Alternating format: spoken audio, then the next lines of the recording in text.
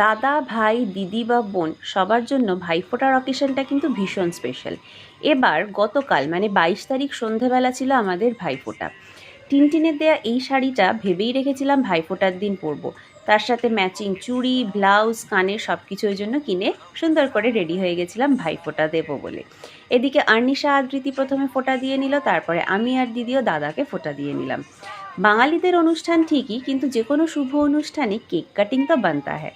তাই ভাইফোঁটা স্পেশাল একটা ছোট্ট কেক এনেছিলাম, সবাই মিলে সেটাকে কাটলাম, সবাই মিলে খেলাম। তারপরে ওয়েট করতে হবে তো, কারণ জানতে হবে আর দেখতে হবে আমাদের ভাইফোঁটা স্পেশাল ডিনারের মেনুতে কি কি ছিল। ছিল 5 রকম মিষ্টি, স্যালাড।